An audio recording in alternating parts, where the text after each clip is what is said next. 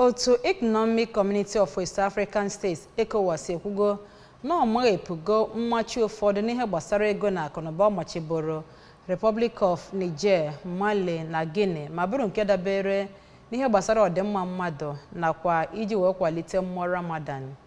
N'ozi ha nwere na nchịkọta nzukọ pụrụ iche ha nwere n'ihe gbasara udo, ndọrọndọrọ nakwa nchekwa na ECOWAS sub-region Abuja, ndị isi States of ECOWAS sịrị na ya bụ ntaramahụhụ ndọrọndọrọ nakwa nke onwe ha machibidoro Burkina Faso, Mali na Niger ka dị ka ọ dị.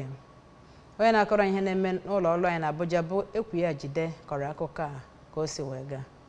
Akwụkwọ Mara bụ onye isi ECOWAS Commission Dọkịta Amachiri gụpụtara ya sịrị na ha enweghị ndidi maka ọchịchị ike mana ha elebaga anya na ntaramahụhụ ndị obodo na arịrịọ ndị mmadụ sitere n'akụkụ dị iche iche otumado nke Yakubu Gowon bụ ya bidoro ECOWAS. Onye isi ECOWAS Commission ahụ gworo ihe ọghọm dịgasị ma ọ bụrụ na obodo atọ pụọ na ECOWAS, nke gụnyere ịlaghachi azụ n'ihe gbasara ọchịchị, ọnụahịa ipenata mpe, inwe mmetụta obodo na obodo ịbịakọrịta na imefu ego enyemaka ịlụso ụjọ ọgụ na ọtụtụ ndị ọzọga. Na Mburi ka ọ na-akpọpe nya bụ ọgbakọ ka onye isi oche ndị ọchịchị obodo ECOWAS, onye isi ala Bola Ahmed Tinubu kpọrọ oku ka eleghachi anya tụlee usoro iwu ọchịchị obodo dịka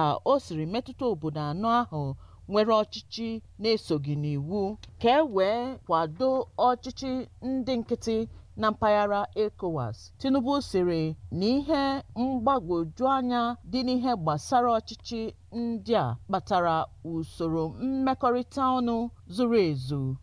O kwuru na ime mkpebi siri ike ga-etinye otu o siri metụta ndị mmadụ n'etiti na ọ bụ ya bụ ụsa nye ọchịchị n'ihi na ọ bụ ọdịmma ndị mmadụ bụ ezi ọchịchị. Ihe ndị a nwere ike ịbụ ya butere mkpebi a iwepụ ntaramahụhụ metụtara ndị mmadụ ka e wee kwụsị ụjọ na mpụ na mpaghara ECOWAS. Site na Abuja, Princess Ewepula, akụkọ ụwa ABS.